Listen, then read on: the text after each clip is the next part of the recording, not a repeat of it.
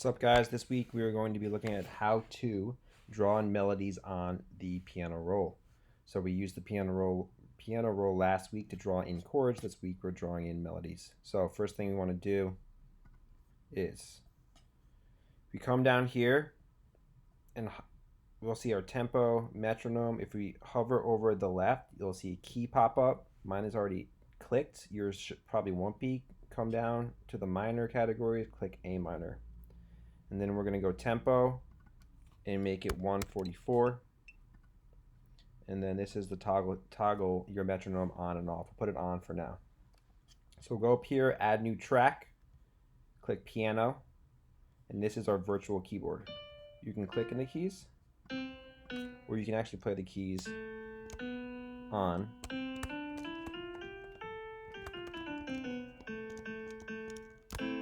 your actual keyboard on the computer. Also, if you want to change the sound of your virtual instrument, you click here. You can change it.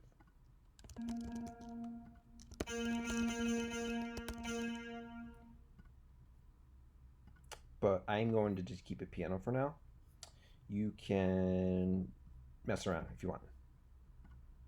All right, so I'm going to come up here, click in a new region, and we're going to make it 4 bars, which means it ends on number 5 on the number line. Going back down here to our piano roll. Now my grid is already very zoomed in, and that means in this region we have 1, 2, 3, 4.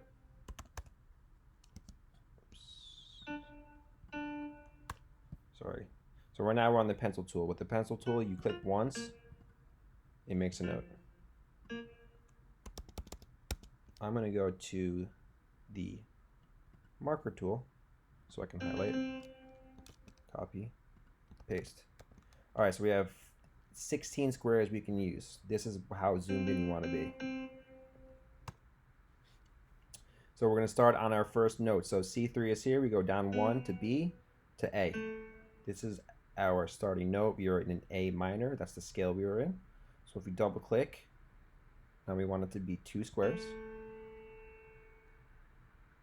And then double click again. We have 2 A's. We're going to go A, B, C. Double click again. Have 2 C's. Now on C we go up to D. Double click twice, 2 D's.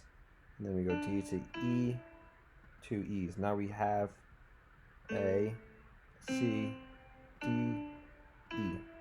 2 notes on each. It sounds like this.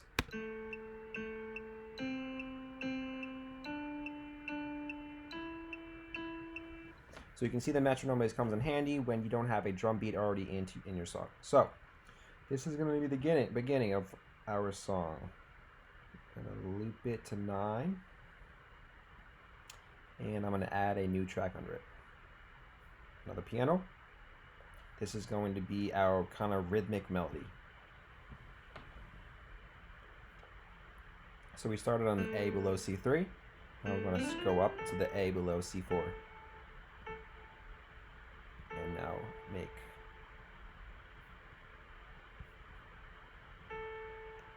a note per square. And I just copy and pasted it, and it'll sound like this.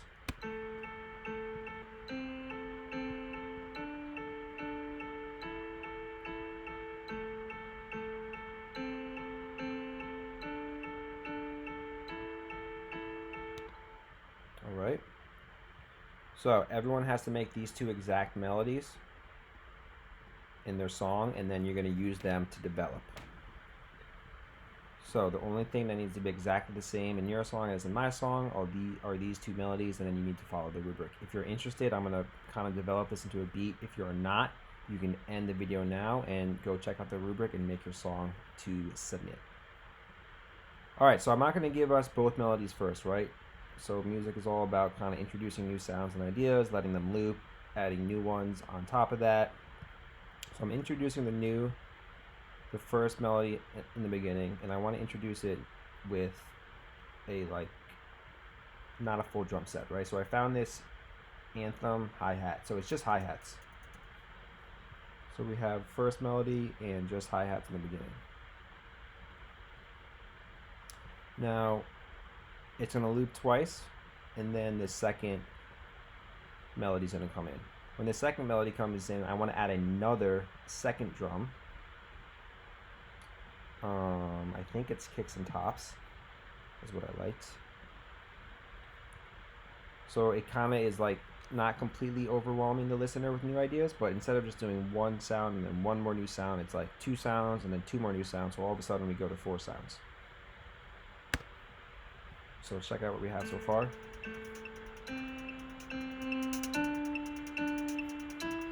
Turn off the metronome.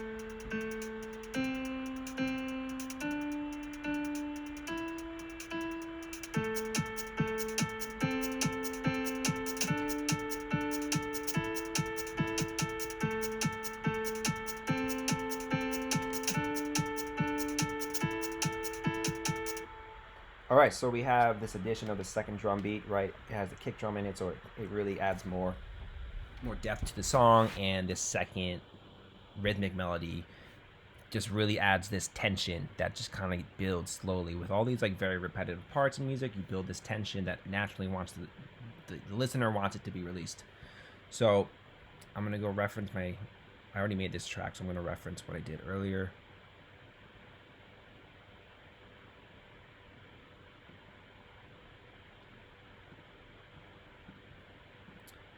All right, so I'm actually gonna, so I highlight all 4 of these, right? And I'm gonna make them go to, I think it's 25. Right, yeah. And then what I'm gonna do is at 17, with them all highlighted, I put the cursor on 17, I can go edit, split region. Right, so this is just gonna make it easier for copying and pasting later on. So again, at 9, all this stuff hits.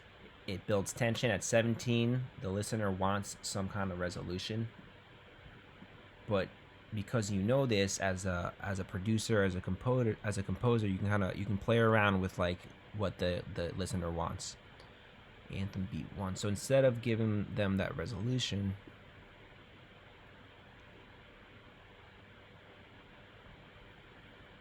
I dropped in another drum beat. Anthem beat 1, Beanie beat 1, kicks and tops.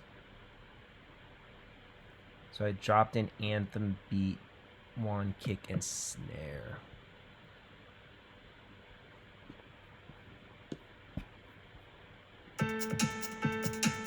So again, just adding more layers, building that tension. So then once we get to 25, it's like we've heard this a lot. The ear wants to be like, oh my gosh, give me something, give me some kind of resolution. So again, I continue to try to play with that, and I drop in this vocal chop and completely switch it up.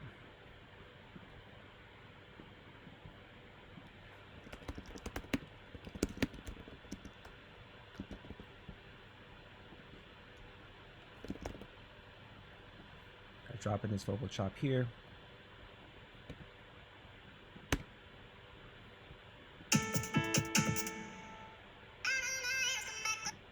Problem is, we have to edit it.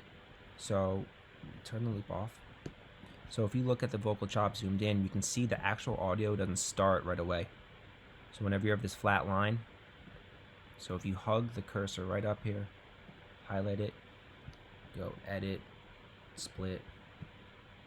Now we can delete this dead air. We can drag it over this way, and we just kind of resampled. And then make it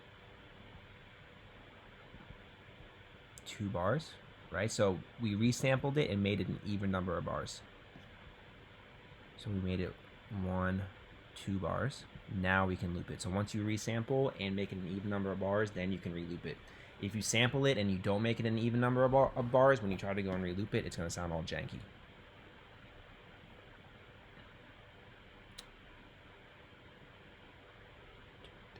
So I have 4 bars.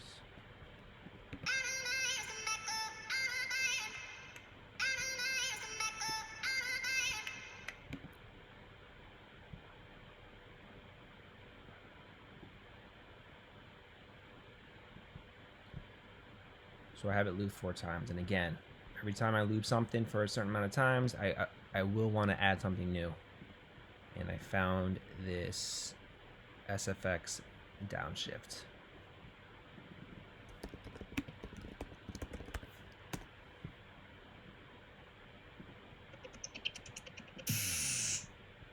I don't like both of those.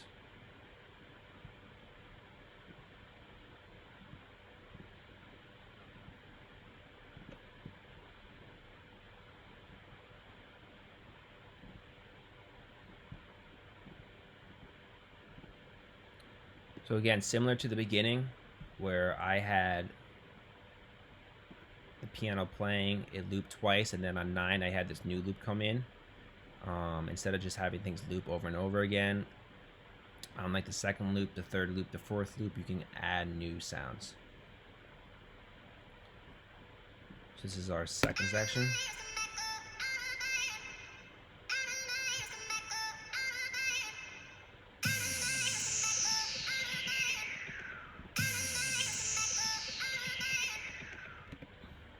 And then, so earlier, the reason why I cut all this is so now I could highlight the 3 drum beats, edit, copy, 33, edit, paste, edit, paste, and then I would keep this vocal chop going.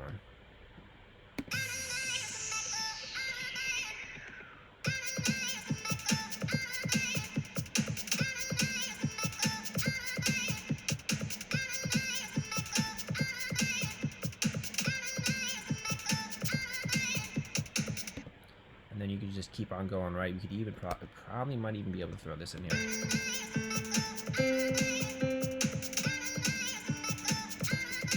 Kind of bring it all together.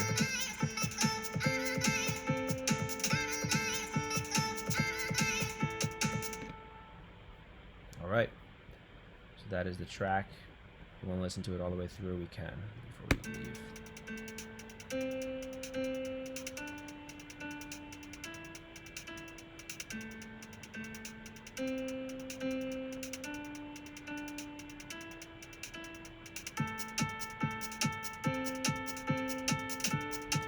And guys, as you go through, you can always kind of mix, right? You can mix levels as you go along.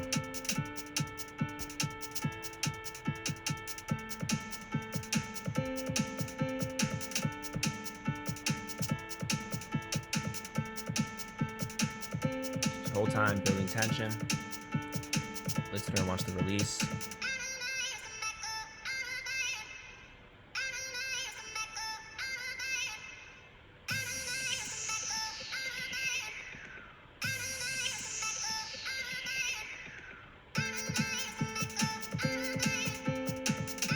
Oh, I even forgot the last thing we want in this ending section.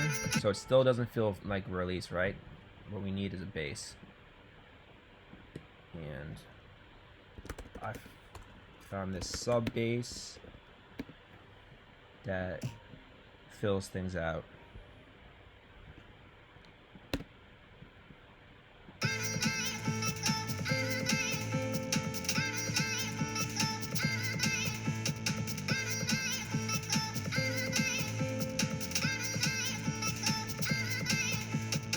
All right, guys, see you in the next one.